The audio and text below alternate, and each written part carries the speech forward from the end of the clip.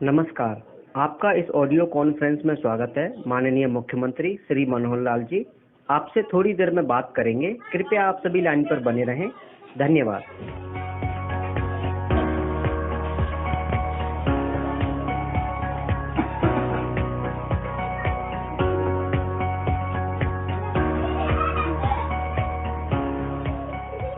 नमस्कार, आपका इस ऑडियो कॉन्फ्रेंस में स्वागत है। माननीय मुख्यमंत्री श्री मनोहर लाल जी आपसे थोड़ी देर में बात करेंगे। कृपया आप सभी लाइन पर बने रहें। धन्यवाद।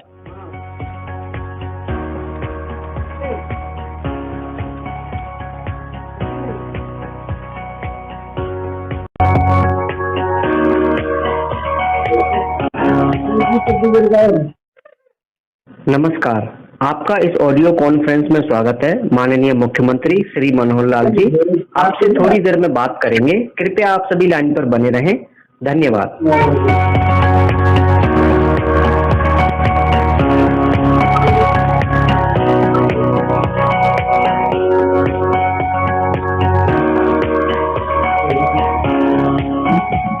नमस्कार साथियों, माननीय मुख्यमंत्री श्री मनोहर लाल जी हम सभी के साथ फोन कॉन्फ्रेंस के माध्यम से जुड़ चुके हैं, जिसके लिए मैं उनका धन्यवाद करता हूं। ये प्रोग्राम 2 भागों में होगा। पहले भाग में माननीय मुख्यमंत्री जी अपनी बात रखेंगे।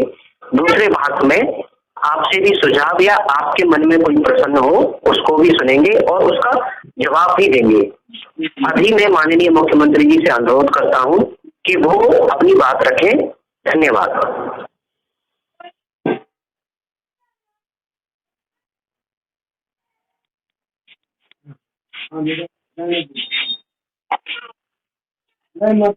काम करते हैं। हरियाणा के मेरे ऐसे साथियों जो हमारे साथ सरकारी योजनाओं और सेवाओं को जनता तक पहुंचाते हैं, ऐसे सब लोगों का मैं अभिनंदन करता हूं। वैसे तो हर शनिवार को मैं किसी न किसी प्रकार के लाभार्थियों से ही बात करता रहा हूं, लेकिन आज जो वर्ग मेरे सामने है वो केवल लाभार्थी नहीं है, बल्कि जनता तक हमारी सेवाओं को पहुंचाने वाला हमारा साथी और जनता की भी एक प्रकार से वो सहयोगी है कि सरकार की योजना और सेवाओं को आप सब लोग उन तक पहुंचाते हैं। मैं आपका हार्दिक स्वागत और अभिनंदन करता हूं। मित्रों, जैसा हम जानते हैं कि हरियाणा सरकार पिछले 8.5 वर्षों से गुड गवर्नेंस के नाते से अपनी योजनाओं को लोगों तक पहुंचाने के लिए एक विशेष कार्यक्रम के माध्यम से हम आगे बढ़ रहे हैं। डिजिटलाइजेशन का ये एक मौका है और इस डिजिटलाइजेशन के माध्यम से हम अपने सारे ही कार्यक्रम ई गवर्नेंस के रूप में लोगों तक पहुंचाते हैं।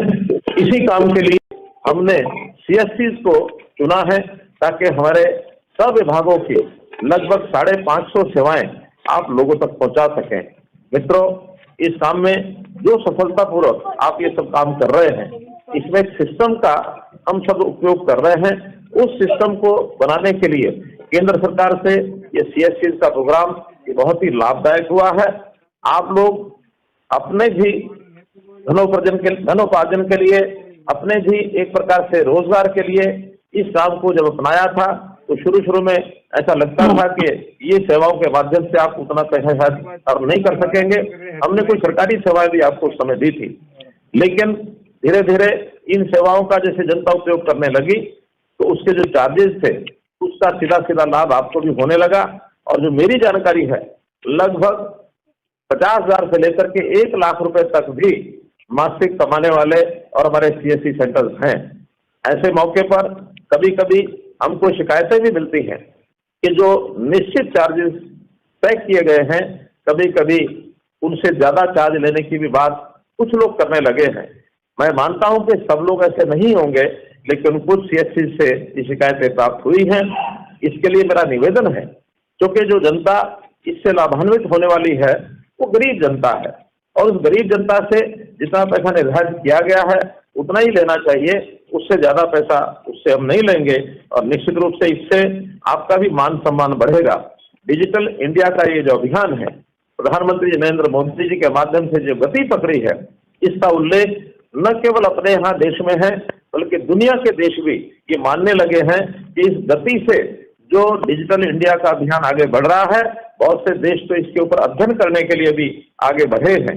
प्रधानमंत्री नरेंद्र मोदी जी ने पिछले साल जुलाई माह में जो डिजिटल इंडिया सप्ताह का शुभारंभ किया था, उस समय उन्होंने कहा था कि digital India ease of living और ईज ऑफ डूइंग बिजनेस को मजबूती देने वाला है। इस कार्यक्रम के अंतर्गत हमने नए नए प्रयोग शुरू किए। एक प्रयोग अभी परिवार पहचान पत्र ये हमने किया है, और इस परिवार पहचान पत्र का जो लाभ है हरियाणा की जनता को जैसे मिल रहा है, इसकी चर्चा दूसरे प्रदेशों में जब हुई तो उन्होंने भी इसको अध्ययन करने के लिए हमारे पास आने लगे हैं। बहुत प्रदेशों ने अपने यहाँ इसको रेप्लिकेट भी किया है, परिवार पहचान पत्र को भी बनाने लगे हैं। न केवल देश में बल्कि बाहर से भी लोगों की एक जानकारी लेने की इच्छा जगी है कि परिवार पहचान पत्र क्या है। इस परिवार पहचान पत्र के माध्यम से हमने लोगों के राशन कार्ड बनाए, हमने लोगों को आयुष्मान भारत की योजना का लाभ पहुंचाया, हमने वृद्धावस्था पेंशन ये लोगों की अपने आप बने। 60 वर्ष की आयु के बाद व्यक्ति थोड़ा लाचारी का जीवन व्यतीत करता है तो उसको कहीं भी सरकारी दफ्तरों में चक्कर न काटने पड़े, कोई दरखास्त न देनी पड़े, कोई दस्तावेज लेके न चलना पड़े, तो उसको अपने आप घर बैठे 60 वर्ष के होने के बाद पेंशन देने का काम ये हमारा सेवा विभाग कर रहा है, और इससे हमारे जो लाखों लोग इससे लाभान्वित हो रहे हैं। हमने चिरायु हरियाणा आयुष्मान भारत के साथ जोड़ करके आगे किया, और इसका रजिस्ट्रेशन जो प्रारंभ कराया है, जो आपके माध्यम से भी सब हो रहा है, इसमें 75 लाख लोगों का और एक प्रकार से आयुष्मान चिरायु योजना के कार्ड ये बनाए जा चुके हैं। इसके साथ निरोगी हरियाणा योजना ये भी हमने शुरू की, ताकि हर गरीब परिवार के सदस्य का उसकी जो जांच है वो जांच भी अस्पतालों के माध्यम से, हमारे डिस्पेंसरी CSC उनके माध्यम से जांच होनी शुरू हो, ताकि उसके टेस्ट एक उसका जो स्वास्थ्य कार्ड है उसके आधार पर वो बनना शुरू हो, और उसका रिकॉर्ड हर व्यक्ति के इलाज के समय उसका स्वास्थ्य कार्ड का जो रिकॉर्ड है, डाटा है, वो काम आएगा, ताकि उसको प्रारंभ में ही इस जांच के माध्यम से जो लाभ होता है उसका भी एक उल्लेखनीय योगदान आता है। तो हम लोग धीरे धीरे ऐसे BPL परिवारों को ये जो सब लाभ पहुंचा रहे हैं, इन लाभ को पहुंचाने में अपना अपना जो योगदान है। हमारे यहाँ एक कल्पना की गई है कि सरकारी योजनाओं का लाभ सबसे पहले गरीब व्यक्ति को मिलना चाहिए। इससे पहले क्या होता था कि योजनाएं तो गरीब के लिए बनती थी, लेकिन उसका लाभ उठाने के लिए गरीब को छोड़ करके बाकी लोग जो थोड़ा दबंग व्यक्ति के होते थे, जो योजनाओं का लाभ उठाने में बहुत ही माहिर होते थे, वो सब जाकर के योजनाओं का लाभ उठाते थे, और गरीब आदमी पंक्ति में खड़ा रह जाता था। लेकिन अब क्योंकि हर निश्चित व्यक्ति को उसका लाभ ये अंकित है कि इसको क्या मिलेगा, उसको सूचना दी जाती है कि ये लाभ आपको मिलेगा, उस लाभ को लेने के लिए वो आता है, और आपके यहाँ CSC सेंटर्स पर वो सूचना देता है, और उसके हिसाब से आप ऑनलाइन फॉर्म उसका भर के दे देते हैं। एक बहुत बड़ा लाभ उसको होता है। हमेशा CSC की तरफ वो देखता रहता है, जब भी उसको योजना को लेनी होती है उसका ध्यान CSC की तरफ जाता है। CSC का काम एक प्रकार से हमारे भले ही नया है, लेकिन बहुत सक्सेसफुल तरीके से आगे बढ़ गया है। वो आपकी दुकान को CSC के नाते से जानता है। हमने अटल सेवा केंद्र आस्क नाम से भी उसका नाम प्रसिद्ध करना शुरू किया था, लेकिन फिर भी जब भी पूछो कि कोई सेवा कहाँ मिलेगी, CSC पर मिलेगी, तो CSC का मान सम्मान ये बहुत बढ़ गया है। इसका लाभ उनको निरंतर ऑनलाइन मिलता रहे, इसलिए आपकी व्यवस्था जितनी बढ़िया होगी उस व्यवस्था के नाते से आप लोग जो उनकी सेवा करेंगे। और इस नाते से जो जानकारी मुझे दी गई है कि लगभग 30 से 35 हजार CSC के ऊपर ये सेवा उनको दी जा रही है। आप लोग साक्षरता के अभियान को चलाने वाले एक प्रकार से डिजिटल सक्षम भी हैं और साथ में साक्षर भी हैं। साक्षर व्यक्ति, पढ़ा लिखा व्यक्ति जब इस प्रकार से काम करता है तो उसका निश्चित रूप से लोगों में सम्मान बढ़ता है। पिछले 5 मास में इस डाटा का जो उपयोग करने वाले जो लोग हैं, जिनको हम सेवाएं दे रहे हैं, 9,36,000 गरीबों के स्वास्थ्य की जांच हुई है। 62 लाख लोग lab test 62 lakh lab test ये सब किए गए हैं। तो ये सब आखिर तो इस हिसाब से हुआ है। परिवार पहचान पत्र के हिसाब से जन्म मृत्यु इसका पंजीकरण भी हमने किया है, ताकि जन्म और मृत्यु का जो पंजीकरण करने के बाद जो परिवारों का डाटा है वो रियल टाइम बेस उसकी संख्या ये हमारे पास होती है। बच्चे 0 to 6, ये जो बच्चे हैं इनका हम अलग से हमारा जो WCD डिपार्टमेंट है उसके माध्यम से उनकी चिंता करते हैं, उनका ख्याल करते हैं। 6 से लेकर के 18 वर्ष तक की आयु के जो बच्चे हैं उनका स्कूल की शिक्षा में उनका कितना दाखिला किस स्कूल में हुआ है। कुछ बच्चे जो ना प्राइवेट स्कूल में जाते हैं ना सरकारी स्कूल में जाते हैं, आखिर उनकी तलाश करना ये भी हमारे लिए इसी के माध्यम से संभव हो पाया है। इसी प्रकार जो 18 साल से 25 साल के युवा हैं, ये हायर एजुकेशन का डिपार्टमेंट उसको जो है ढूंढता है, उसको एजुकेशन के नाते या स्किलिंग के नाते उसको काम में लगे, ये प्रेरणा दी जाती है ताकि बड़ा होकर के अपने व्यवसाय को वो कर सके। इसका भी उसको जो लाभ है इसी परिवार पहचान पत्र के माध्यम से मिलता है। इससे ऊपर भी व्यावसायिक लोग, जो लोग 25 साल से 40 साल तक के हैं, जो एक प्रकार से युवा और यानी एंटरप्रेन्योरशिप में अपने योगदान को आगे बढ़ा रहे हैं, उनका ध्यान भी हमारा जो युवा और यूथ एम्पावरमेंट का जो डिपार्टमेंट है वो उसको ध्यान रखता है। 40 वर्ष से लेकर 60 वर्ष से ऊपर के लोग, सेवा विभाग इनकी चिंता करता है ताकि उन लोगों की कोई समस्या है उसको भी हम ध्यान रखें, उनकी पेंशन बनी है अथवा नहीं बनी है इसकी हम चिंता करें, उनको राशन मिल रहा है कि नहीं मिल रहा है, उनको आयुष्मान कार्ड का लाभ मिल रहा है कि नहीं मिल रहा है, ये सब चिंता सेवा विभाग करता है। और जो जो सेवाएं उनको मिलती हैं आखिर तो उनको अप्लाई करने के लिए हमेशा ये कहा जाता है कि जाइए अपने गांव की मोहल्ले की जो CSC है वहां जाकर के आप अप्लाई करिए, और अप्लाई करने के बाद ऑनलाइन सेवा सब पहुंच जाती है। अभी पिछले 2 महीने से मैं जनता की सेवा के लिए जन संवाद के कार्यक्रम कर रहा हूं, और जन संवाद के कार्यक्रमों में मुझे ढेरों कागज मिलते हैं, ढेरों शिकायतें जो आती हैं उनको सबको एक प्लेटफॉर्म पर ला करके जन संवाद पोर्टल में हम डाल देते हैं, और उस जन संवाद पोर्टल से वो सारी जो जानकारियां हैं विभागों को पहुंचती हैं। विभाग उसको निश्चित समय में हल करता है, और हल करते समय हर एक एप्लीकेशन की ट्रैकिंग ये जब होती है तो उस व्यक्ति को जो कंप्लेनेंट होता है उसको भेजी जाती है ताकि उसको पता रहे कि मेरी जो दी गई कंप्लेंट है उसका स्टेटस क्या है। ये सब डिजिटलाइज्ड सर्विस होने के नाते से यहाँ तक जो है हम सब कर पाए हैं। तो मैं तो यही कहूँगा कि चाहे व्यक्ति को राशन कार्ड चाहिए, चाहे उसको चिरायु अथवा आयुष्मान कार्ड चाहिए, बिजली या पानी का बिल भरना हो, आयकर भरना हो, वाहन बीमा भरना हो, जीवन सुरक्षा बीमा हो, गैस बुकिंग हो, ये आदि सब सुविधाएं एक ही छत के नीचे मिलती हैं, और इनमें से बहुत सी सुविधाएं CSC सेंटर्स के माध्यम से भी उनको उपलब्ध कराई गई हैं। अभी तक ये जितने भी प्रोग्राम चले हैं और CSC के माध्यम से आपके द्वारा जो हुए हैं, अभी तक 1,72,40,000 ट्रांजैक्शन ये CSC के माध्यम से हो गई है। तो इतनी बड़ी संख्या में आप जो सब काम करते हैं, हमारी गवर्नेंस को स्मार्ट गवर्नेंस बनाने के लिए आप उपयोगी हैं। स्मार्ट गवर्नेंस यानी वो सिंपल है, वो मॉरल है, वो अकाउंटेबल है, रिस्पॉन्सिबल है एंड ट्रांसपेरेंट है।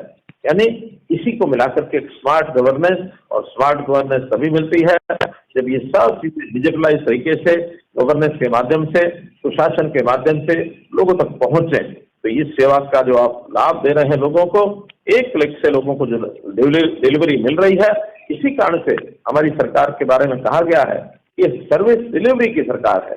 तो सर्विस डिलीवरी की सरकार आपके बिना संभव नहीं थी। भले ही हम कितनी योजनाएं बनाएं, हम केंद्र में बैठ करके विभाग अपनी अपनी योजना बनाते हैं, लेकिन जनता तक पहुंचाने के लिए यदि कोई माध्यम नहीं होगा, ये जो जनता का कोई सहयोगी नहीं होगा, तो पूर्ण लाभ उसको मिलना संभव नहीं है। तो आप जहां सरकार के साथी हैं, हमारे साथी हैं, वहां जनता के सहयोगी हैं। तो इस सहयोग के रूप में आप जो लगातार काम कर रहे हैं, इसके लिए मैं आपको बहुत बहुत बधाई और बहुत बहुत आभार प्रकट करूंगा कि इसी प्रकार से आप काम करते रहें। प्रधानमंत्री जी के डिजिटल इंडिया के अभियान में मैं कहूंगा कि आप वास्तव में डिजिटल मित्र हैं, और डिजिटल ये जो तकनीकी क्रांति है इसके आप योद्धा भी हैं। आप इसी प्रकार से उत्साह बनाए रखें और लोगों का भी उत्साह बना रहे, और इन सब सेवाओं का लाभ लोग ले सकें, इसका प्रचार प्रसार भी आप अवश्य करें। बहुत से ऐसे जो लोग होते हैं, सरकारी योजनाओं का लाभ शायद उनको पता नहीं होता कि किस प्रकार से वो लेकर रख सकते हैं। तो आप अपने यहाँ केंद्रों पर निश्चित रूप से यदि कुछ डिस्प्ले बोर्ड लगा सकें कि ये सरकार की योजनाएं हैं जिसका लाभ उनको आप दिलवा सकते हैं, तो इसका बहुत बड़ा आपका योगदान होगा। इसी शब्दों के साथ मैं आपका बहुत बहुत आभार प्रकट करूंगा इस अच्छी सेवा के लिए आपने अपने आप को जोड़ा हुआ है, अपने आप को लगाया हुआ है। बिना किसी संकोच के आप आगे बढ़ें, यही मेरी ओर से आपका बहुत बहुत धन्यवाद, बहुत बहुत आभार। मित्रों, जैसा कि मुख्यमंत्री जी ने कहा, जैसा आपको बता रहे हैं अभी कि आप सब, मैं आपसे बातचीत करूंगा और बातचीत कहने का ये मंच जो आपको दिया है, इसमें आपसे सब मैं सुनना चाहूंगा कि आपके अनुभव क्या है, आपका कुछ सुझाव है तो सुझाव भी आप निश्चित रूप से देंगे। यदि आज के वार्तालाप में सुझाव आप देने में सक्षम होंगे, क्योंकि कुछ ही लोगों से बातचीत हो पाएगी, अगर आपकी बारी ना आए और अच्छा सुझाव कोई आप देना चाहें तो निश्चित रूप से आप तो सरकार के साथ जुड़े हुए लोग हैं, अपने सुझाव को लिख करके भी हमारे पास भेजेंगे तो निश्चित रूप से उसका लाभ होगा। मैं आपको निमंत्रण देता हूं कि अब जितेंद्र जी एक एक करके आपसे हमारी बातचीत कराएंगे। अगर कोई आपकी टेक्निकल क्वायरी भी हो तो मेरे साथ सीएससी के हमारे जो हरियाणा के प्रमुख हैं आशीष जी, स्टेटहुड का जो काम देखते हैं वो भी जुड़े हैं। अगर कोई बातचीत आपने उनसे भी करनी हो तो आप कर सकते हैं। जितेंद्र जी एक एक करके हमारी बात कराइए। जी, पहले कॉलर हैं धीरज धीमान जी हैं अम्बाला से। नीरज धीमान, नीरज जी नीरज जी, तो ये तो सब टेक्निकल लोग हैं, इनकी क्यों नहीं कनेक्शन हमारा इनके साथ जुड़ रहा है? ये तो सीएससी के लोग हैं, सब टेक्निकल है। धीरज धीमान जी आप अभी कॉल पे हैं अम्बाला से, आप अपनी बात रख सकते हैं। लगता है ये अब अवेलेबल नहीं है। हम मंजीत सिंह जी हैं अम्बाला से। नमस्कार सर। नमस्कार मंजीत जी। नमस्कार सर, कैसे हैं सर? बढ़िया सर। सर हमारे जी आप सीएससी सेंटर कहाँ है हमारा मंजीत जी? सर अम्बाला में है सर। अम्बाला प्रॉपर शहर में? सर अम्बाला गांव में, गांव बातान है सर। अच्छा, गांव बातान। हाँ जी, हाँ जी, हाँ जी सर। कैसा चल रहा है सीएससी सेंटर? हाँ जी सर। कैसा सेंटर चल रहा है सीएससी का आपका? सर बढ़िया चल रहा है सर। सीएससी भी अच्छी तरह जानते हैं, हमारा सेंटर बढ़िया चल रहा है सर। हर दिन कितनी ट्रांजैक्शन, एक दिन में कितनी ट्रांजैक्शन हो जाती है आपकी? सर अलग अलग सर्विस के लगाओ तो सर 20 से 25 ट्रांजैक्शन तो नॉर्मल है सर। 20 से 25 होती है तो कम से कम आपको कितना रोजाना का कोई 300-400 रुपया मिलता है कि नहीं मिलता है? नहीं सर, 300-400 तो सर कुछ ट्रांजेक्शन में ज्यादा भी है, कुछ जो गवर्नमेंट ट्रांजेक्शन में कम भी है, पर एवरेज जो लगाओ कि मंथ में 30-40 तो आराम से हो जाता है सर। 35,000 आराम से हो जाता है। हाँ जी, हाँ जी, हाँ जी। बहुत बढ़िया, फिर तो 1000 रुपए से ऊपर रोज मिल जाता है आपको। बहुत आराम से सर, 30,000, 50,000 ज्यादा भी हो जाता है। हाँ जी ठीक है सर। बस रिगार्डिंग बेहतर सुझाव है सर। एक सर हाँ बताइए। दो चार मेरे वो है सर। एक तो सर ओल्ड एज पेंशन को लेके, सर बुढ़ापा पेंशन को लेके सर अभी तक सर किसी की भी ना एज वेरीफाई नहीं हो पा रही है। सर हो गए हैं, एज वेरीफाई की रिक्वेस्ट डाले हुए, उस वजह से थोड़ा प्रॉब्लम आ रही है लोगों को। उसको थोड़ा रेक्टिफिकेशन जल्दी चलाइए। हाँ जी, क्या एज वेरीफाई नहीं हो रही? एज वेरीफाई नहीं हो पा रही? हाँ सर, एज वेरीफाई नहीं हो रही, जिस वजह से बुढ़ापा पेंशन लोगों की 7-7 आधार महीने से नहीं आ पा रही है जी। हमने तो जितने एज वेरीफाइड हैं उनकी संख्या अलग कर ली है, जो एज वेरीफाइड नहीं है उनका वेरिफिकेशन कर रहे हैं। धीरे धीरे मुझे लगता है कुछ दिनों के बाद सबकी एज वेरीफाई हो जाएगी। अभी एज वेरिफिकेशन जो 58 साल से 60 साल के लोग हैं उसी का अभियान हमने चलाया, ताकि आगे 58 से 60 वाले जैसे ही 60 हो जाएंगे उनको तकलीफ दिक्कत ना आए। जो 58 से 60 सारे कंप्लीट हो जाएंगे फिर बाकी लोगों की वेरिफिकेशन का काम भी शुरू कर देंगे। सर प्रॉब्लम 60 प्लस की है। 58 से 60 को हमें पता चलो 2 साल हमके पास होता है, प्रॉब्लम है 60 प्लस की, जो 60 प्लस हो चुके हैं अभी सर। अच्छा, 60 प्लस जिनकी पेंशन नहीं बनी है उनकी वेरिफिकेशन चाहिए? हाँ हाँ, उनकी प्रॉब्लम है सर। हाँ जी, हाँ ठीक है, ध्यान में आ गया। अब हम विभाग को लगाते हैं कि 60 प्लस वालों की भी साथ साथ करना शुरू कर दें, और खास करके उनकी जिनकी पेंशन नहीं बनी है। हाँ जी बिल्कुल सर, ये तो उनका जल्दी हो जाएगा और हमारे को सही हो जाएगा, जल्दी हो जाएगा सारा काम। ठीक है, उमा जी मेरी बात सुन रहे होंगे। एक बार का ध्यान चलाइए कि जो 60 से ऊपर हो गए हैं और जिनकी अभी पेंशन हमारे रिकॉर्ड में नहीं बनी है, ऐसे लोगों की वेरिफिकेशन तुरंत करानी चाहिए। ठीक है, ठीक है सर, बढ़िया। तो दूसरा कुछ हमारे सर कुछ हमारे इशू हैं, जैसे पेमेंट के रिगार्डिंग, जैसे भी फैमिली आईडी की हमारी पेमेंट है अभी तक कोई भी रिलीज नहीं हुई है सर। आपने आदेश दिया था कि सही बनेगी, तो लेकिन पेमेंट सर शुरू से अभी तक किसी को शुरू से सर, जब से फैमिली आईडी बनी है सर, किसी की पेमेंट प्रॉपर नहीं आ रही है, किसी की 400 रुपये, किसी की 500 रुपये ऐसे पेमेंट आई है सर। अच्छा, यानी जो फैमिली आईडी की जो पेमेंट होनी है वो आपके भी बकाया है, कितने महीने की बकाया है सर? अभी तक तो सर शुरू के 2 महीने की आई है, उसके बाद आई नहीं कोई पेमेंट सर। अच्छा, 2 महीने की आई, बाकी नहीं आई है। ठीक है, ये विषय भी ध्यान में आ गया, इसको हम करवाते हैं, सॉल्व करवाते हैं। ठीक है सर। और क्या सर? बाकी तो सर एक हमारे यहाँ अम्बाला की ग्राम सचिवालय की कोई पेमेंट नहीं अभी तक पेंडिंग है सर। अच्छा, ग्राम सचिवालय की पेमेंट भी आपको मिलनी होती है सर? वो शुरू में आए थे सर 2019 तक, वही पेंडिंग है सर अभी तक, उसके बाद तो बंद होगी थी ना शुरू में तो हमने 4000 रुपये शायद, मुझे यहाँ तक ध्यान है, शुरू किया था सर। वो अभी तक नहीं आई सर, हमारी अभी कुछ ग्राम सचिवालय अभी तक नहीं आई है पेमेंट। बंद कर दी, उसके बाद नहीं आएगी। कब तक चली थी वो? जब तक चली नहीं सर, वो शुरू से ही नहीं आई, शुरू से ही नहीं आई। मंजीत जी, हाँ जी मंजीत जी, ये जो पेमेंट है 2020 तक आनी है, उसके 2020 तक आनी है, उसके बाद के तो ऑर्डर्स आ चुके हैं। आप मेरे से अलग से बात करना, वो जो पेमेंट। ठीक है आशीष जी, मैं आपसे अलग से बात कर लूंगा इस विषय में। ठीक है जी, हाँ जी, थैंक यू सर, सॉल्व करवा देंगे। चलिए आगे चलो। धन्यवाद सर, धन्यवाद। जितेंद्र जी आगे चलो। अजीत सिंह जी हैं भिवानी से। अजीत सिंह जी भिवानी, ये फिर शुरू हो गए जितेंद्र जी इको ठीक करो।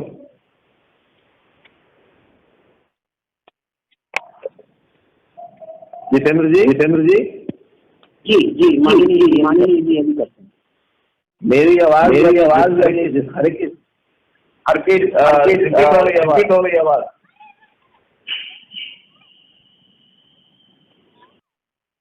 देखो, टेक्निकल फॉल्ट है कोई। हो गया? ठीक जी, हो गया। हाँ, चलिए अब मिलाओ, किससे मिलाना? अजीत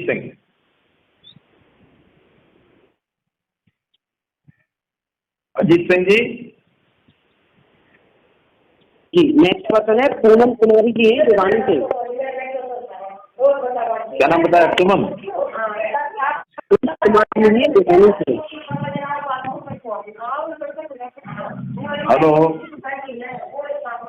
हेलो, सुमन कुमारी जी। हेलो, हाँ, कौन बोल रहा है? सुनील बात कर रहा हूँ सर।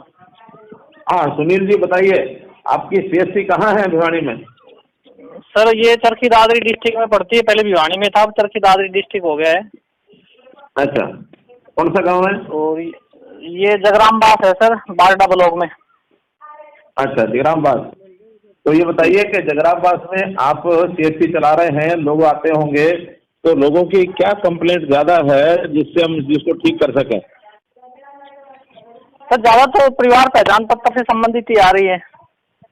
अच्छा, उसमें भी क्या आ रही है शिकायत? उनका इनकम अपने आप रिफ्लेक्ट होता है सर।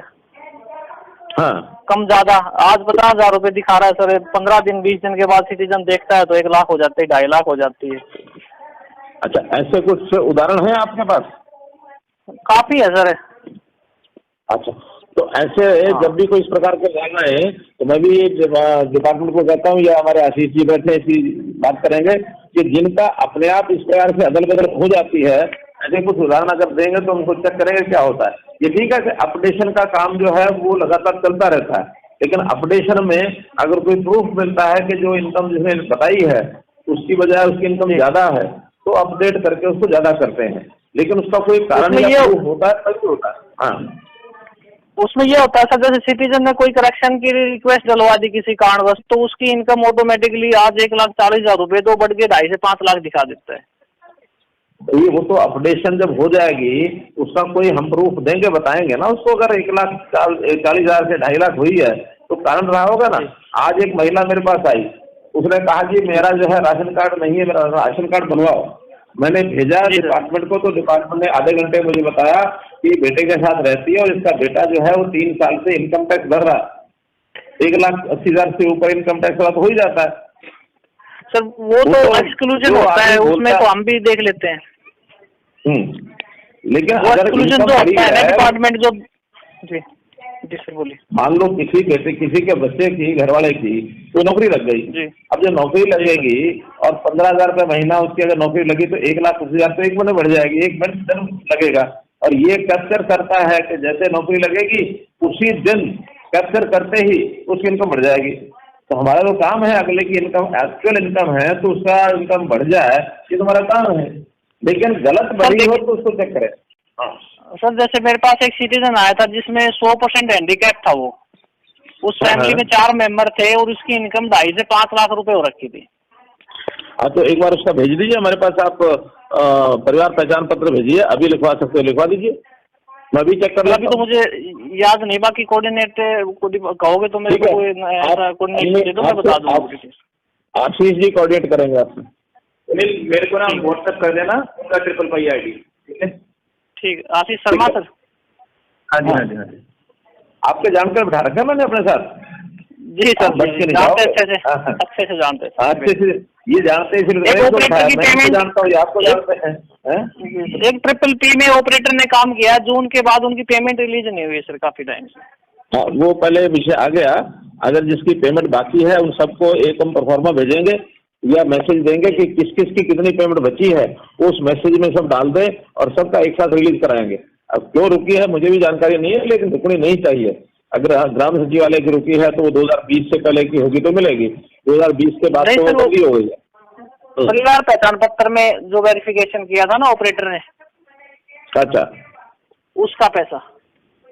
हाँ तो उसमें भी हमको देखना होगा कि उसकी कितने % ठीक निकला, कितने % गलत निकला, क्योंकि परिवार पहचान पत्र में भी जो गलतियां की हैं वो डाटा ऑपरेटर की बहुत हुई हैं, और डाटा ऑपरेटर की अगर गलतियां हैं तो पैसा नहीं मिलेगा, बल्कि अगर कहीं ज्यादा गलतियां निकली तो उसको फाइन भी होगा। सर उसमें इनकम वेरिफिकेशन का पैसा है मोस्टली। हाँ नहीं इनकम वेरिफिकेशन गलत के देखना पड़ेगा ना।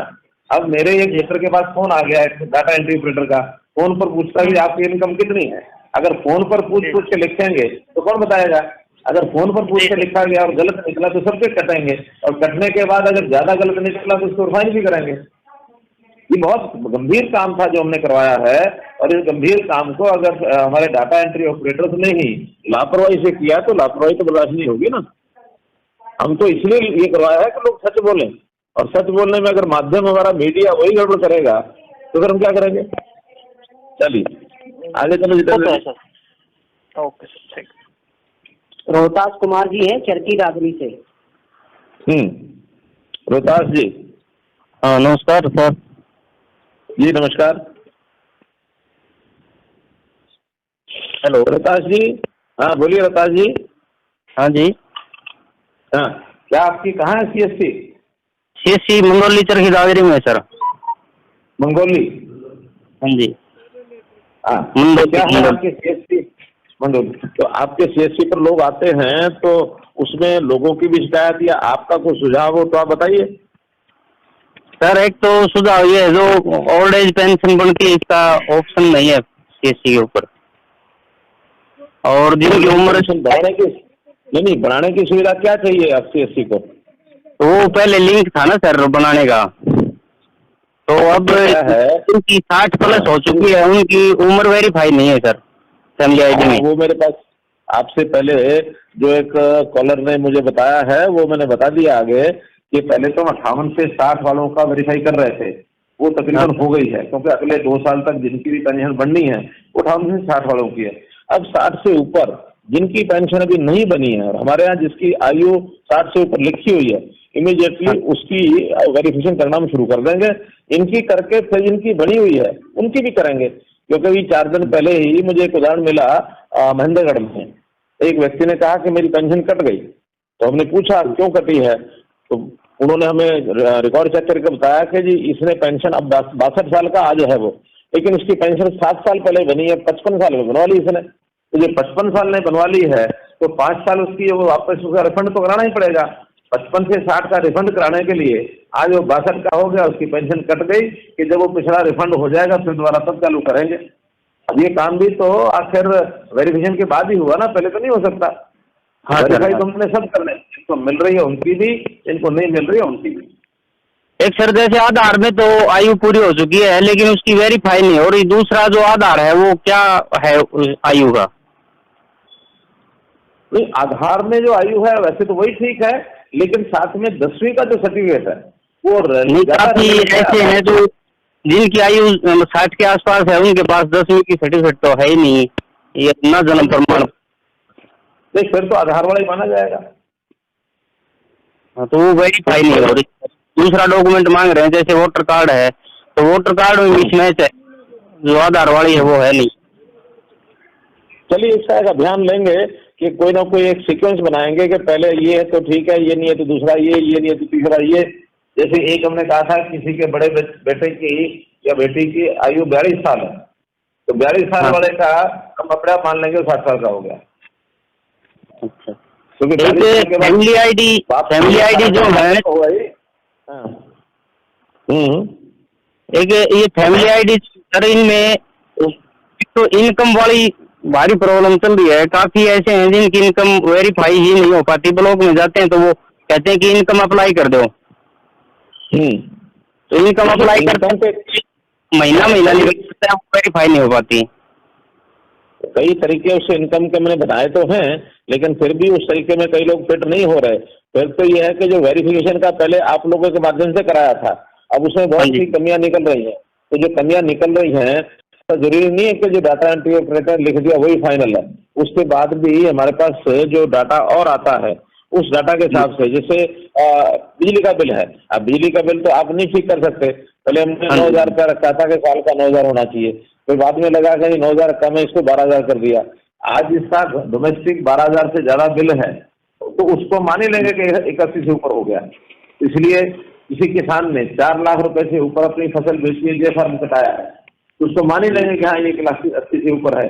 अब केवल उसमें छूट उनको देंगे जिन्होंने ठेके पर जमीन ली है। ठेके पर लिया तो उसको कुछ छूट देने जा रहे हैं कि उसको 4 लाख की बजाय थोड़ा ऊपर माना जाए, तो उसको पैसा ठेके पर लिया है तो उसका मान लेंगे। और भी ऐसे कुछ आधार बनाए हैं जिसके ऊपर मानेंगे कि हाँ, अब जैसे कुछ सरकारों ने 4 व्हीलर मान लिया कि अगर किसी बात 4 व्हीलर है जिसके नाम से, उसको 180 से ऊपर कर देंगे। बहुत सी ऐसी चीजें हैं जिसके हिसाब से उसको सोचना पड़ेगा, क्योंकि जैसे अब इसकी ज्यादा जरूरत है पड़ रही है। एडमिशन का सीजन चल रहा है सर, तो कॉलेजों में जो बच्चे एडमिशन लेते हैं उनकी वेरीफाई नहीं है तो इनकम नहीं बन पाती सर्टिफिकेट। नहीं तो नहीं, इनकम सर्टिफिकेट तो उनको चाहिए ना अपनी फीस माफ कराने के लिए। हाँ, वो कॉलेज में जैसे जो ओबीसी वाले हैं, एससी वाले हैं, उनके लिए इनकम सर्टिफिकेट की जरूरत है ना, तो उनकी वेरीफाई नहीं हो पाती, काफी दिन निकल जाते हैं। ओबीसी वालों का तो हमने सबका 6 लाख वालों के कर रखी वेरीफाई कि 6 लाख अगर किसी का होगा तो उसको जो क्रीमी लेयर के नाते से उसी का फायदा उसको मिलेगा जो 6 लाख से कम है। अच्छा, बाकी को नहीं मिलेगा। फिर भी ये जो कमियां हैं, इन कमियों में कुछ ना कुछ हम लगे हैं लगातार कि जिनकी कम है वास्तव में और लिखी हुई ज्यादा है, ऐसे कुछ उदाहरण आप लोगों से मांगेंगे, आप बताएंगे तो उनके ऊपर काम करेंगे कि इनकी इनकम को कैसे वेरीफाई किया जा सकता है। लेकिन सेल्फ डिक्लेयर्ड इनकम को हम वेरीफाइड इनकम नहीं मान सकते, क्योंकि सेल्फ डिक्लेयर्ड में तो हर किसी की आदत होती है 5 लाख है तब भी वो 180 दिखाएगा। हाँ, ये तो काफी था सर, पहले तो काफी था ये। तो उसको आप लोग भी कोई सहयोग करिए कि उसकी एक्चुअल इनकम कैसे नापी जाए। तो आपके पास कुछ सुझाव हो तो दीजिए। ये सुझाव तो यही सर, जैसे जो गांव लेवल पर सीएससी वाले हैं, गांव जिस गांव में बैठे हैं उसी गांव का है, तो लगभग उसको पता ही है कि किस परिवार की कितनी आय है। हाँ, उसके हिसाब से वेरीफाई होनी चाहिए और किसी भी जोड़ेंगे साथ नंबरदार उसके माध्यम से उसकी वेरिफिकेशन हो। अब कई बार क्या होता है कि सामने वाला बोलने वाला कुछ बोलता है लेकिन उसका प्रूफ ऐसा मिल जाता है कि उसमें उस प्रूफ के आधार पर उसकी कम कर ही नहीं सकते हैं। अब जैसे नौकरी है, नौकरी किसी घर में होगी तो अपने आप ऑटोमेटिकली बढ़ जाएगी, कम हो ही नहीं सकती, क्या करोगे उसका? हाँ, ये बिल्कुल, ये तो हर साल बदला सकती सर इसकी तो रेगुलर हर साल नहीं, रेगुलर होगा। जिस दिन नौकरी लगी उस दिन इनकम बढ़ जाएगी। हाँ, जिससे रिटायर हो जाएगा उस दिन इनकम कम हो जाएगी। और रिटायरमेंट वाले भी एक ऐसी 2-3 दिक्कतें हैं सर, रिटायरमेंट हो रही है उनकी जो इनकम है वो रिक्वेस्ट भी डलवा दी, वो कम नहीं हो पा रही, 1-1.5-2 महीने हो गए उनको। चलो ऐसे कुछ नाम जो है हम सबसे लेंगे और अगले बार यही कराएंगे कि हर एक सीएससी वाला को कहेंगे 10 नाम आप भेजो, ताकि 30-35 हजार लोग हैं, इनके 10 नाम लेंगे तो 3-3.5 लाख लोगों की स्टेप है, आपके माध्यम से ले लेंगे हम और सर्वे कराएंगे फिर। ठीक है सर। चलिए आगे चलो भाई। देवेंद्र सिंह जी है फरीदाबाद से। हेलो। हाँ गजेंद्र सिंह जी, नमस्कार कौन? सर। गजेंद्र सिंह, हाँ नमस्कार। देवेंद्र सिंह सर, फरीदाबाद हाँ से। देवेंद्र सिंह जी। सर मैं हाँ, कह रहा था देवेंद्र कि हाँ जी हाँ सर, बहुत बोलो। सारे ऐसे लोग हैं जो बाहर के लोग आए हुए यहाँ पे रह रहे हैं, जो नौकरी कर रहे हैं। उनकी कंपनियों ने कंपलसरी कर दिया कि फैमिली आईडी कार्ड लाओ तभी रखेंगे, इस टाइप से। हाँ या फिर यहाँ पे जो वो रह रहे हैं वो राशन कार्ड उन्होंने पहले किसी तरीके से जो भी बनवा रखा था, राशन भी ले रहे थे, हाँ और उनका फैमिली कार्ड हमने फिर बिना एड्रेस के, क्योंकि आधार तो कहीं का है उनके पास, और हमने बना दिया उनके कहने से, सिर्फ बोलने पे आधार लेके। अब उनमें क्या करना पड़ेगा हमें? एक तो ये सवाल है सर मेरा। दूसरा, अब जो फैमिली आईडी फिलहाल में बन रही है। जी सुनो जी सर। केवल आधार के हिसाब से तो फैमिली आईडी नहीं बन सकती, क्योंकि जैसे आपने ही कहा कि पहले आधार बन गई तो थी सर। नहीं, ये तो बन गई तो स्टार्टिंग उसको से तो हुई थी। करना ही पड़ेगा ना। हाँ तो अब हाँ उनको सर, या cancel तो ये करना अब हमसे पड़ेगा। गलती हुई है। हाँ, नहीं गलती तो ठीक है, हम कर ही सकते हैं ना कि फैमिली आईडी जिनकी गलत बन गई तो उनको तो कम करना हाँ ही जी। पड़ेगा। हाँ, उनका एक टेम्परेरी रजिस्ट्रेशन का कार्यक्रम कर रहे हैं कि फैमिली आईडी हाँ की जी। बजाय उनको टेम्परेरी रजिस्ट्रेशन नंबर दे दिया जाए, जो अभी मानो किसी दूसरे प्रदेश से आया है और 5 साल उसको हाँ नहीं जी। हुए हैं, तो उनको टेम्परेरी आईडी दे देंगे हम। अच्छा, दूसरा सर, और अभी जो दूसरा? फैमिली आईडी बन रही हैं उनमें क्या होता है, जैसे हमने सेल्फ में फादर डाल दिया, फिर वाइफ डाल दी, उसके बाद किसी बच्चे का हम ऐड कर रहे हैं और गलती से उसमें बच्चे का सेल्फ हो रहा है, या सन में भी किया है, तो वेरीफाई के लिए पेंडिंग पड़ा है और अभी तक वो नहीं हुआ। कम से कम उसको 15 दिन हो गए। उस कंडीशन पे उसकी जो मम्मी है वो अपना एडमिशन नहीं करवा पा रही है उस बच्चे का, क्योंकि बिना फैमिली आईडी के किसी भी स्कूल में एडमिशन नहीं हो रहा है इस समय। उसका क्या करना ठीक होगा है, सर? तो नहीं, लेकिन उसमें सेल्फ क्यों हो रहा है? अगर बच्चे का आपने नाम हाँ। डाला है, बच्चे के नाम के बाद जी। तो उसका बच्चा वो कहीं किसी का बेटा होगा या कोई हाँ जी, सन ही तो डालो ना होगी, उसे। वही तो। हाँ? सन ही तो डाला सन जाएगा कैसे सर।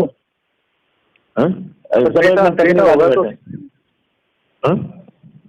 हाँ जी, जैसे अच्छा, ऑटो सिलेक्ट में सेल्फ डल जाता है? नहीं, हाँ, सेल्फ तो पहले ऑटो सन में सिलेक्ट में सन कैसे डाला है। डलेगा? सेल्फ तो कुल मिला करके एक फैमिली का एक ही डलेगा,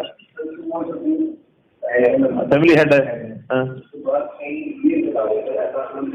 नहीं, इसको आप ब्लॉक करो कि एक बार सेल्फ एक में डल जाए तो वो फिर बाकियों में सेल्फ ना डल सके, नहीं डल पाए सर।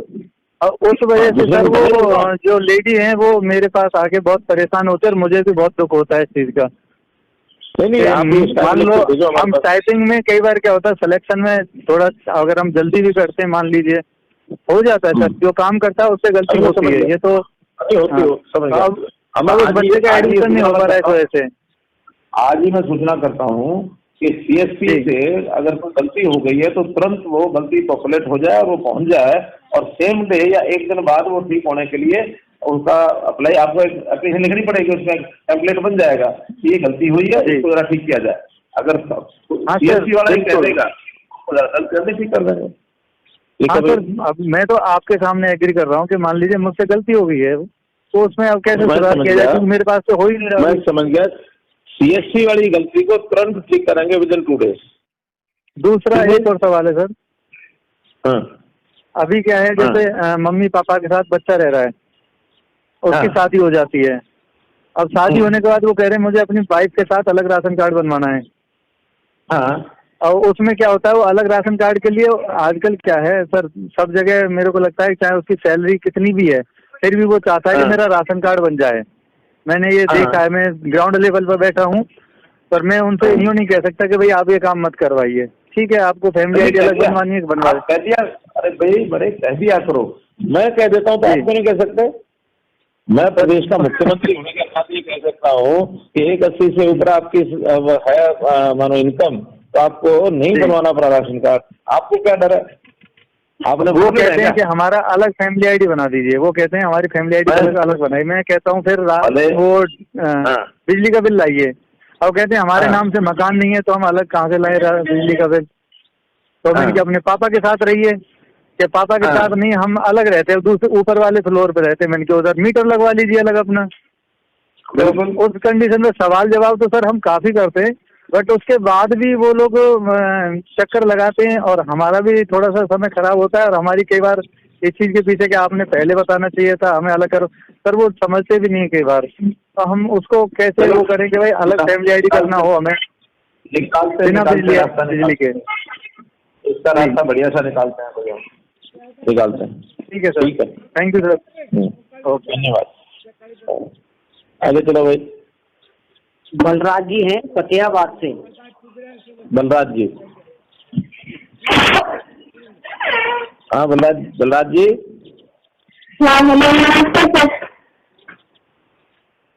नमस्ते।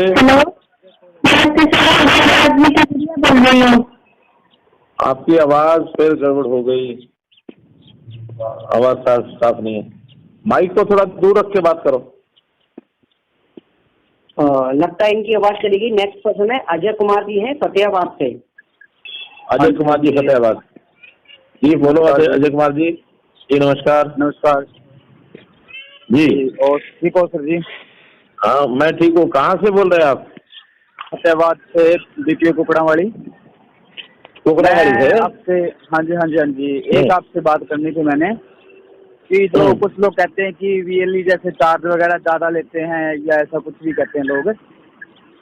देखो ऐसे पता क्या होता है, आजकल ऐसा सिस्टम चल गया है कि जिसके पास सीएससी नहीं है ना, वो भी एक ही गांव में 2-2, 3-3 प्राइवेट दुकानें करके ज्यादा एक्स्ट्रा चार्ज ले रहे हैं। फिर सीएससी के पास तो आपको पता है ऐसा सिस्टम हो गया कि कोई आता ही नहीं है। ज्यादातर प्राइवेट जाते हैं लोग, करवा लेते हैं, उनसे लोग ज्यादा चार्ज ले लेते हैं, फिर वो कहते हैं सीएससी वालों ने ज्यादा ले लिया। हालांकि सीएससी वाले तो कई बिल्कुल सही चार्ज ले रहे हैं, लेकिन जो प्राइवेट है, मेरा सुझाव ये है कि जो सीएससी वीएलई वाले काम कर सकते हैं ना, वो प्राइवेट बंदे क्यों कर सकते हैं? जो भी जैसे आयुष्मान भारत कार्ड है वो सीएससी वीएलई के द्वारा, उसके फिंगर के द्वारा बनना चाहिए था, लेकिन आम आदमी हर जनता का आदमी, हर बंदा बना रहा है प्राइवेट बैठ के। वो 100 ले रहा है, कोई 200 भी ले रहा है, कोई 300 भी ले रहा है, ऐसे लोग ले रहे हैं। तो मेरा सुझाव यही है कि जो सीएससी के थ्रू जो सर्विस दी जाए वो सीएससी वीएलई के सिवाय खुलनी भी नहीं चाहिए। नहीं, सीएससी का जो काम होता है हर एक कंप्यूटर के ऊपर जो करता है वो एससीओ के उसका लॉग बुक बनती है, कितना काम किस कंप्यूटर को। देखो आयुष्मान वाला जो काम था जी, वो हर कोई वीएलई कर रहा था, वीएलई तो कर ही कर रहा था, लेकिन जो प्राइवेट बंदा था वो भी किसी दूसरे की सीएससी लेके वो भी कर रहा था उसी काम को। उसका जो रेट होता है लिखा हुआ, उस रेट का हम बिल निकाल के, पर्ची निकाल के दे सकते हैं हम वाले को। देते ही हम तो देते हैं, लेकिन प्राइवेट बंदे कर रहे हैं ना, वो ले रहे हैं नाजायज पैसे। लेकिन बात में वीएलई पे आ जाती है कि वीएलई ने ज्यादा चार्ज ले लिया। लेकिन जैसे एक गाँव में एक सीएससी हो गया ना, तो उसके अलावा दूसरा सीएससी नहीं होना चाहिए गाँव में, आसपास में। आपको पता है कितना अजय कुमार जी, अगर हम ये करें कि अगर किसी सीएससी की एक लिमिट तय कर दे, इससे ज्यादा अगर काम होगा तो दूसरे को देंगे। जी बिल्कुल, ये भी सही है, बिल्कुल सही है जी, ये भी ठीक है ना। हाँ, तो लिमिट कितनी लगाए? एक बात और होनी चाहिए, जो सीएससी वाले काम कर सकते हैं जी, वो प्राइवेट बंदा ना करके दूसरा सीएससी वीएलई ही कर। नहीं, दूसरा सीएससी खुला देंगे, लेकिन एक सीएससी की कितनी लिमिट लगाए इनकम की? एक सीएससी की इनकम की कितनी लिमिट लगाए बताओ? एक सीएससी की नॉर्मल इनकम देख लो सर जी आप, जो आप सीएससी के लिए एक सीएससी के लिए मैक्सिमम लिमिट कितनी लगाए, ताकि इससे ज्यादा अगर इनकम हो जाए फिर देखो लिमिट एक सीएससी वीएलई के लिए जैसे नॉर्मल इनकम माने तो लगभग 18-20 हजार रुपए नॉर्मल सी बात है। सब खर्चा निकाल के अगर बच जाए तो ठीक है जी। 20,000 रुपये महीना अगर मिल जाए तो ठीक है। हाँ जी, अगर 20,000 रुपये महीना मिल जाए तो ठीक है। जी जी जी बिल्कुल ठीक है। अच्छा मैं आज ऐसा तय करता हूँ कि 20 की बजाय 25,000 रुपये तय करता हूँ कि 25,000 रुपये की इनकम किसी की हो जाए तो उसके बाद उस गाँव में दूसरी सीएससी का दे देंगे लाइसेंस। सुझाव दे दोगे? जी देख लो, दे दूँ सुझाव? नहीं जी जी बिल्कुल, जो सीएससी वीएलई और जितने भी है जी, आप उन सबसे राय करो एक बार, वो क्या कहते हैं। आप राय करो, आप करो, मैं क्यों करूँ? मैं राय कर रहा हूँ, मेरे साथ इस समय 15,000 लोग जुड़े हुए हैं, आपकी बात मैं सब तक पहुँचा रहा हूँ, और अगर इनका एतराज हो तो मुझे लिख के भेज दें सारे। अगर 15 दिन में कोई भी CSC वाला हमें सजेशन नहीं देगा ऑनलाइन, तो मान लूंगा कि हाँ 25,000 की बात मैंने कही थी, सब मान गए। आखिर ये हमें करस्पॉन्डेंस तो कर ही सकते हैं ना। तो मैं सभी CSC को कहता हूँ कि 25,000 रुपए की लिमिट अगर रखते हैं तो उसके बाद दूसरी CSC को दे दिया जाए, और दूसरी CSC को भी इस 25,000 का काम इसका सुनिश्चित करके उसके बाद वो काम करें। ऐसा नहीं कि उनको 25,000 होते ही उनको दे दिया, फिर 20,000 वो ले जाए, इसके 5,000 ले जाए। जी देखो, ये काम देखो जो काम के लिए ऐसा कोई दिक्कत नहीं थी, पर पता क्या होता है कि CSC वैली के पास जितना मर्जी काम आए वो नॉर्मल चार्ज से कर सकता है, कोई दिक्कत नहीं है, ठीक है। लेकिन जो प्राइवेट जैसे CSC वाला काम कोई प्राइवेट बंदे करने लग जाते हैं एक ही छोटे से गांव में, तो वो CSC वैली पे उस चीज का बहुत प्रभाव पड़ता है। आप उसका कोई समाधान ओपन है सर, जैसे कई बात मैं तो रिस्पेक्ट करता हूँ, होटल ओपन है, वो बहुत सारी सर्विसेज बाहर से कर लेते हैं। हाँ जी हाँ जी, ठीक है, आपको सुझाव पर ध्यान करेंगे। आगे पास वो काम आ ही नहीं पाता सर। आगे आगे चलो, आपकी बात गंभीर है आपकी, जरा इसको विचार करेंगे। आगे चलो भी तो अनुपम शर्मा जी है गुरुग्राम से। अनुपम शर्मा, हाँ अनुपम जी, हाँ अनुपम जी। सर नमस्कार। जी नमस्कार। सर मैं गुड़गांव से हूँ, खानसा रोड पे है मेरा CSC सेंटर। खानसा रोड पर, ठीक है सर सर्विसेज सारी ठीक चल रही हैं, बस फैमिली ID में थोड़ा इशू आता है। हाँ। और सर एक प्रॉब्लम हो रहा है, मेरे फादर को ना 1.5 साल हो गया है, 60 के पूरे हो चुके हैं वो, लेकिन उनकी पेंशन नहीं बनी अभी तक। तो रोज मुझे उनकी बात सुननी पड़ती है। नहीं, किसकी पेंशन नहीं बनी? मेरे फादर की। 60 साल के कब हुए थे? 60 के हो चुके हैं वो पिछले अप्रैल में, लास्ट ईयर। अच्छा, उनकी नहीं बनी है पेंशन। तो एक बार जरा उसका आप हमें ये अपना भेज देना, क्या परिवार पहचान पत्र अभी है क्या? बताओ।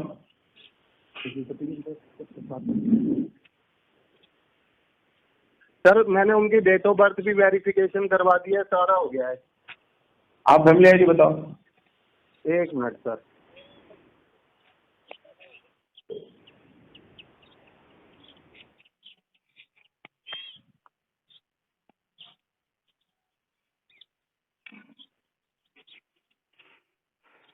सर बस 1 मिनट निकाल रहा हूँ।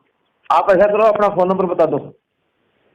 सर 9811 9811 80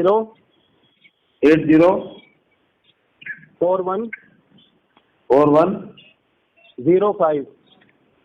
05। ठीक है, बाद में बात करेंगे आपसे। आगे चलो। ठीक है सर। हाँ आगे चलो भाई। दीपक जी है हिसार से। दीपक जी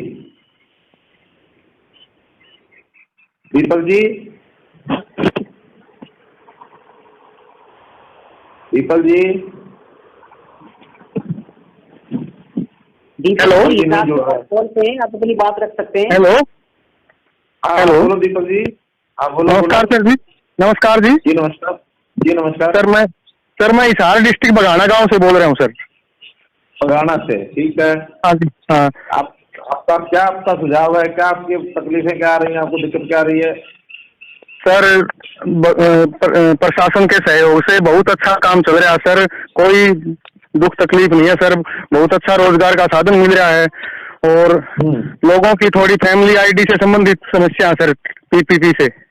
बाकी तो कुछ ओल्ड एज पेंशन का सर, कई लोगों की एज 62-63 साल हो रखी है, उन्होंने वेरिफिकेशन भी करवा ली सर, अब तक उनकी वेरीफाइड नहीं दिखा रहा सर। अच्छा।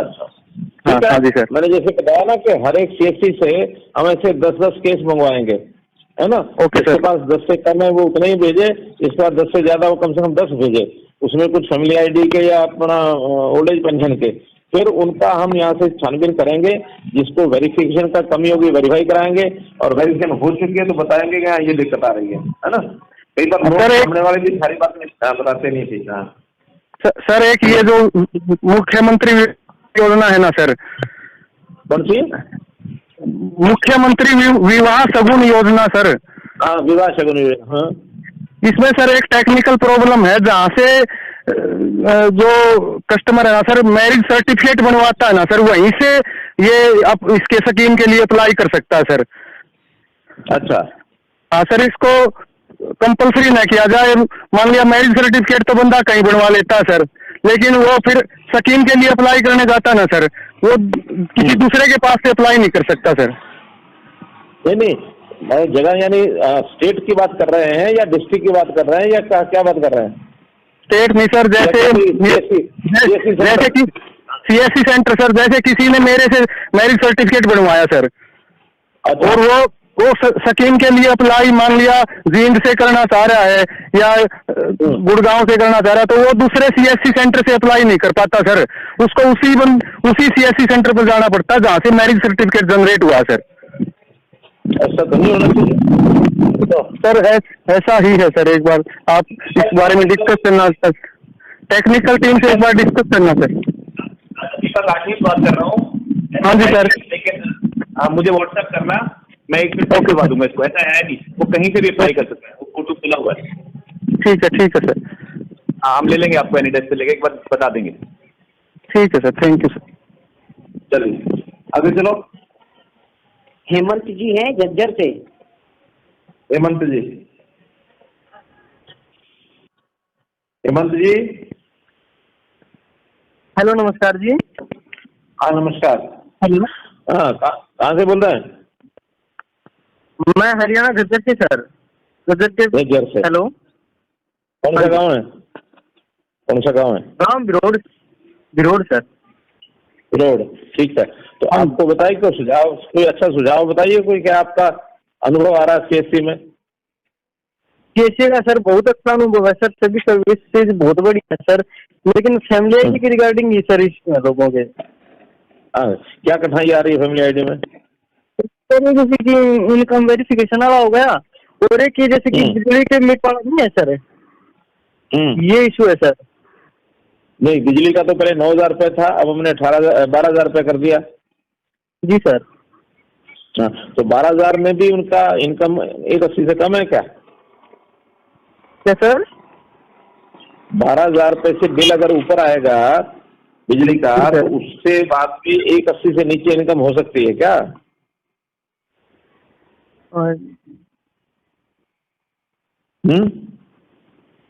बिजली के बिल की बात आप कह रहे हैं, तो बिजली के बिल की क्या बात कर रहे हैं? हेलो आशीष जी। नहीं, वो आशीष जी को बता रहा हूँ, हेमंत जी तो कर गया उनका, तो उनकी बात चलेगी। नेक्स्ट पर्सन है अनिल कुमार जी हैं। हाँ बोलिए। अनिल कुमार जी हैं से। हेलो, हाँ बोलिए। नमस्कार सर। हाँ नमस्कार, अनिल जी बोलो। सर अनिल बात कर रहा हूँ, Jangra printer CSC centre Narwana से। नरवाना जींद से? अच्छा, मैं तो जी सर, नरवाना जींद से। अच्छा सर, एक तो विवाह शगुन योजना में अकाउंट वेरीफाई नहीं होता सर, और सर्विस से रिक्वेस्ट रिजेक्ट हो जाती है। रिक्वेस्ट हैंग हो जाती है? रिजेक्ट हो जाती है सर 2-3 दिन बाद। क्यों? शादी तो कराई है, शादी पता नहीं सर। सर वो नहीं होता सर, अकाउंट सर जिस अकाउंट में पैसे आएंगे सर वो वेरीफाई नहीं होता। अच्छा, तो कोई ऐसा तो नहीं है कि उसके आधार के साथ अकाउंट दूसरा जुड़ा हुआ और यहाँ को और लिखवा दिया हो, क्योंकि उसको आधार के साथ भी जोड़ना पड़ता है उस अकाउंट को? नहीं सर, वो बैंक से भी लिंक है। चलो आपकी शिकायत जरा करते हैं, लेकिन कोई एक आध उदाहरण बताओ कि कौन सा आपने विवाह शगुन योजना में भरा था और कौन उसके अकाउंट में दिक्कत आ रही थी, ऐसा कोई एक उदाहरण लिख करके भेज देना, आशीष को भेज देना। Okay sir. और सर एक रिक्वेस्ट पेंडिंग रहती है सर नरवाना कमेटी के अंडर। क्या? वो कस्टमर के ना नरवाना म्यूनिसिपल कमेटी में रिक्वेस्ट के लिए जाते हैं ना कस्टमर, तो सर वो अच्छे से बात नहीं करते। नहीं, वो उसकी बात छोड़ो, आपको CSC की बात करो। आज तो आपके यहाँ जो कस्टमर आए वो हंसता खेलता जाए, आप नरवाना म्यूनिसिपल कमेटी की बात ना करो। सर। और एक सर फादर नेम है मदर नेम है ना सर, जैसे कोई भी एक दो अक्सर मिसमैच रहता है और खुद के जो कैंडिडेट है उसके में अलग होता है, तो नाम सेम नहीं होता सर फिर, और ना उसका कास्ट सर्टिफिकेट बनता। नहीं फिर बताओ क्या बोला सर जैसे मेरा खुद का नाम है अनिल कुमार मेरा नाम है, मेरा फादर नेम रिचपाल है। ठीक है। तो सर जैसे मेरे पापा का आधार कार्ड में रिचपाल सिंह है और मेरे डॉक्यूमेंटों में अकेला रिचपाल है, तो अगर उसकी रिक्वेस्ट लगाते हैं तो वो जो मेरे फादर के आधार कार्ड में रिचपाल सिंह वही उठाता सर। हाँ तो इसका भी समाधान करवाओ सर, क्यों सर मेरे डॉक्यूमेंट जैसे मेरे डीएमसी में 10वीं के डीएमसी में रिचपाल है अकेला। हाँ तो फिर सर डॉक्यूमेंट भी तो सर डीएमसी के हिसाब से ही होने चाहिए। नहीं वो तो नाम ठीक हो जाता ना, जो नाम आधार कार्ड में लिखा गया वही नाम फाइनल है। आप अपने नाम के आगे भी सन ऑफ जो लिखवाना है या पिता का नाम लिखवाना है तो वो जो आधार कार्ड में नाम है वही लिखवाओ, दूसरा क्यों लिखा आपने? और एक सर आधार कार्ड का काम हमारा बंद करवा दिया गया है, उसको भी स्टार्ट करवा दो। नहीं आधार कार्ड का काम डाउन क्यों करवा दिया? सर मशीन है जो वापस ले ली गई है। अच्छा तो आधार कार्ड की गलतियां पकड़ी गई होंगी कोई वहाँ? नहीं सर आधार कार्ड में भी तो अरे आधार कार्ड की सारी छानबीन शुरू हो गई है अब, कि जहाँ जहाँ आधार कार्ड में मैनिपुलेशन की गई है वो भी सब सामने आ गया, और जिन्होंने किया है वो सारे तलाशें इंतजार कर रही है उनका। आधार कार्ड वाले जो गलती करने वाले थे उसको बख्शे नहीं जाएंगे वो जी। और एक जो फैमिली आईडी का काम है सर वो सीएससी के माध्यम से दिलवा दो। फैमिली आईडी का काम सीएससी के माध्यम से? सीएससी को क्या देते हैं उसकी? इनकम वेरीफाइड है जो मतलब या कास्ट है। इनकम तो वेरीफाई वही हो रही है जो सीएससी ने भर के हमको दी है, जो गड़बड़े होने के लिए। अब वो गड़बड़े ठीक करने का काम भी अगर सीएससी को दोबारा दे दिया तो गड़बड़ ठीक क्या होगी क्या नहीं होगी हमें क्या भरोसा, क्योंकि सीएससी से हमने जितने काम कराए हैं वो प्रारंभिक जितने काम थे वो जब वेरिफिकेशन कराने लगे बहुत बड़ी गलतियां निकल रही हैं उसमें, और वही संकट बना हुआ है हमारे सामने। तो इसलिए ये ठीक करने का काम तो हम सरकारी ऑफिस में ही कराएंगे, एडीसी ऑफिस में। हाँ आप बता सकते हो कि इसकी ये गलती है, इसको ठीक करो, लेकिन ठीक करने का काम सीएससी को नहीं देंगे अब। क्यों? सर एडीसी ऑफिस में भी चक्कर लगाने पड़ते हैं सर, फिर वहाँ से भी कोई समाधान नहीं।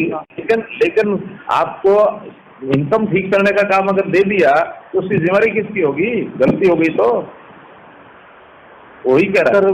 इनकम ठीक करने का काम सीएससी को दे दो। सीएससी तो पहले भरवाई है सेल्फ डिक्लेयर, उसी में गड़बड़ी निकल रही है। क्यों? Okay sir. इसलिए अब दोबारा भरोसा नहीं कर सकते सीएससी पर। सीएससी पर तो जो परफॉर्मा बेस्ड चीज है उसको अप्लाई करने का काम तो दे सकते हैं, अप्लाई करो, बस आपको कहीं और ना जाना पड़े, वहां बैठ के अप्लाई कर दो। लेकिन कोई ऐसी चीज जो वेरीफाई करने की है अब सीएससी को नहीं दे सकते। ठीक है जी सर, ठीक है सर। आगे चलो। नीरज कुमार जी हैं कैथल से। नीरज जी कैथल।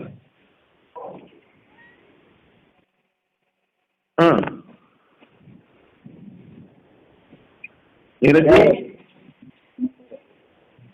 नीरज जी,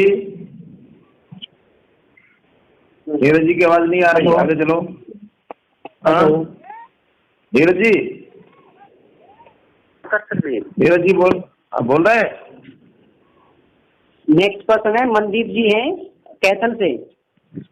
मनदीप जी,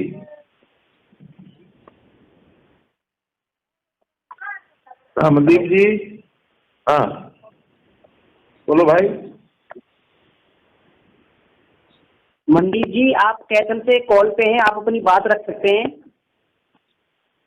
हेलो नमस्कार सर। आगे चलो। हाँ बोलो बोलो। हेलो। हाँ बोलो मनदीप जी। सर मैं मनदीप बोल रहा हूँ कैथल से, तो सोड़ा गाँव से। हाँ बोलो ना, बोलो तो सही। ये इनकम वाली समस्या है सर, पेंशन वाली। कौन सी? इनकम वेरिफिकेशन नहीं हो रही। अच्छा इनकम वेरिफिकेशन की समस्या है। हाँ तो अभी इनकम वेरिफिकेशन तो जो है ये समस्या है। जैसे नहीं, वो आप चाहते हैं कि आप जो लिख दें वही वेरीफाई हो जाए, ऐसा? नहीं सर, हाँ, कोई ऐसा सिस्टम लाओ जो जिससे कि पक्का करे। किसी के पास जमीन है सर 10 किले, हाँ, तो उसकी इनकम कैसे जारी करेंगे? वो तो ठेके पे दे रहा है और बिल भी नहीं आ रहा उसका इतना। नहीं, अगर तो जो ठेके पर दे रहा, अगर ठेके पर दे रहा है तो उसका जो ठेके का पैसा आता है वो उसका लिखा जाएगा, और अगर वो खुद बुआई करता है तो जाके फसल को जो बो के आएगा, जे फार्म लेके आएगा, उस जे फार्म के हिसाब से 4 लाख का अगर ज्यादा बेच दी उसने तो उसका 1,80,000 मान लेंगे, 1,80,000 ऊपर हो गया। इस 4 लाख को वो कंसेप्ट वो करे ना, कंटेस्ट करे कि 4 लाख बेचने से भी 1,80,000 की इनकम नहीं होती है। इस बड़द की रिस्की तो हाँ, तो इसलिए वो तो जमीन का तो मोटा मोटा रखना पड़ेगा, हर किसी का फिक्स नहीं कर सकते कि इसका इतना हो ही गया। एक मोटा हिसाब रखना पड़ेगा भी, या तो जमीन का रखें कि जिसकी जमीन जो है 5 एकड़ से ऊपर है वो 1,80,000 से ऊपर मान लें, या बरानी इतनी, नहरी इतनी, ऐसा कर सकते हैं। प्रॉपर्टी कार्ड कुछ ऐसा जैसे फैमिली आईडी है, हाँ, कि सभी की बोलते हैं जैसे दूर उधर पानी का पानी हो जाए, प्रॉपर्टी कार्ड बना दें। हाँ, प्रॉपर्टी किसकी कितनी है उसका। हाँ, इस एससी वैली को तो नहीं सबकी जानकारी होती कि किसके पास कितनी प्रॉपर्टी है। अब हमने एक बार रखा था कि 1 करोड़ से ऊपर की प्रॉपर्टी है तो उसको ये चीजें नहीं मिलेंगी। उसमें भी लोग चिल्लाए थे 1 करोड़ तो आज एक मकान छोटा सा है वो 1 करोड़ का बन जाता है।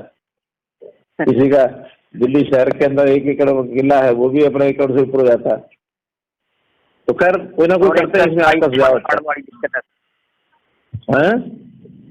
आयुष्मान कार्ड की दिक्कत है वैसे सर। हाँ, क्या दिक्कत आ रही है? जैसे हमने फरी में आयुष्मान कार्ड बनाए थे, आपने बोला था कि फरी में बनाना है, किसी पे कोई पैसा नहीं देना। ठीक है। तो सर हमने कार्ड बनाए लेकिन अभी तक प्रिंट होके नहीं मिले हमें, और कस्टमर है जो वो हमसे तंग कर रहे हैं बिल्कुल भी कि आप दो, हमें निकाल के दो। वैसे अच्छा, आपको प्रिंटेड कार्ड नहीं मिले?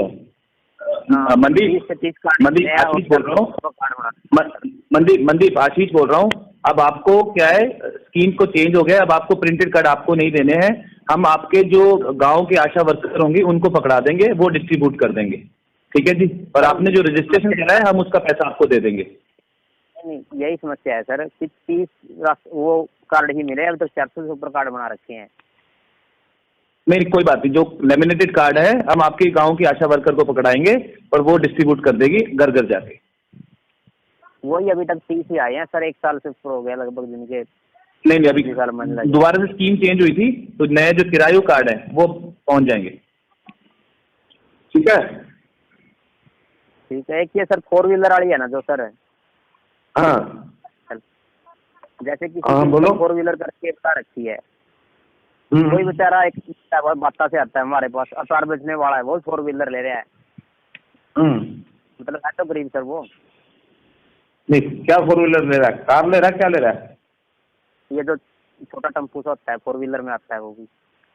अच्छा, टेम्पू जो 4 व्हीलर में आता है तो उसका 15-20 हजार महीने की आमदन नहीं है क्या उसकी? वो दोनों मैं इतनी तो किस्त में चला जावा नुआ है। उसके कहने का क्या, आप बताओ ना। जो आदमी अखबार लेके आता है, बेचता है, लगा दो। अरे वो आने वाले तो सब कहेंगे। आप अपना अंदाजा बताओ कि जो आदमी 4 व्हीलर लेकर के और अखबार लेने के लिए आता है, साइकिल पर भी नहीं आता, तो वो आदमी कितनी अखबार लेके जाता होगा? 3 घंटे अखबार करता, बाकी दिन भर में क्या करता वो? और एक सर जो पीपी का जो सिटीजन कॉर्नर है ना सर, नहीं, पहले तो आओ, पहली बात तो पिछली कि 4 व्हीलर में जो अखबार लेके आता है तो वो दिन में और क्या काम करता है?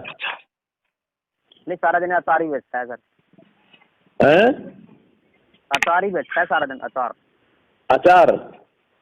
हाँ। तो उसका यार पता करोगे अचार बेचने वाले का, 4 व्हीलर वाले का कितना स्टॉक वो मंगवाता है, कितने खरीद करता है और कितना बेचता है? क्या 15,000 महीना नहीं कमाता वो?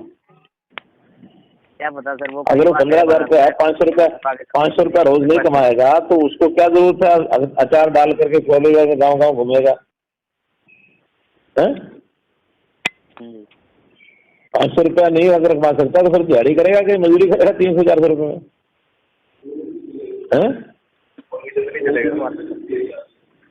तेल तो चलो खर्चे में जाएगा, इनकम की बात है। हाँ, इनकम अगर 500 रुपये की रोज की नहीं है तो वो 4 व्हीलर क्यों चलाएगा वो? चलिए, तो ठीक है, और क्या? चलिए जितेंद्र जी। हाँ जी। जितेंद्र जी, जैसे सर एक बिल की वजह से इनकम बढ़ रही है लोगों की। कौन सा बिल? बिजली का बिल? हेलो, इनकी आवाज चली गई है माननीय। हाँ जितेंद्र जी, एक आदमी करनाल का और करा दो बस, आपका जिला करनाल आया हुआ। जी जी, करनाल का एक आदमी करा। गौरव कुमार है करनाल से। गौरव कुमार जी। अब डबलिंग होगी आवाज की। कितना हुई है पहले वाला? तो पहले वाला बंद अपने हाथ में होना चाहिए ना, हम उसको म्यूट कर देंगे। हरिराम जी है करनाल से। हरिराम जी बोलो। हरिराम करनाल से आप कॉल पे हैं, आप अपनी बात रख सकते हैं।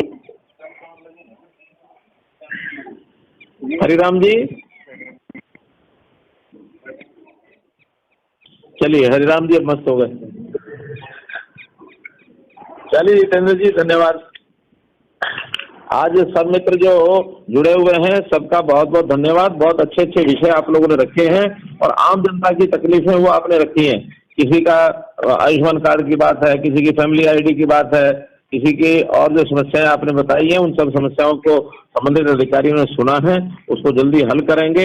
और आप लोगों को निवेदन करेंगे कि आप 10-10 ऐसी शिकायतें हमारे पास भेजिए, उनकी फैमिली आईडी लिखिए, उनका नाम लिखिए, उनका फोन नंबर लिखिए और क्या समस्या ये एक लिखिए, 4 बातें लिख करके आप हमारे पास भेजें।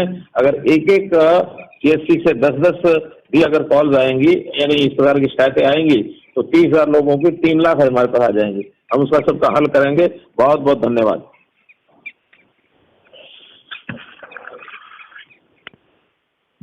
माननीय मुख्यमंत्री श्री मनोहर लाल जी का मैं बहुत बहुत धन्यवाद करता हूं इस ऑडियो कॉन्फ्रेंस के माध्यम से हम सभी से बात करने के लिए, और सभी सदस्यों का भी बहुत बहुत धन्यवाद करता हूं ऑडियो कॉन्फ्रेंस में जुड़े रहने के लिए। अब आप अपने फोन कॉल को डिस्कनेक्ट कर सकते हैं। धन्यवाद।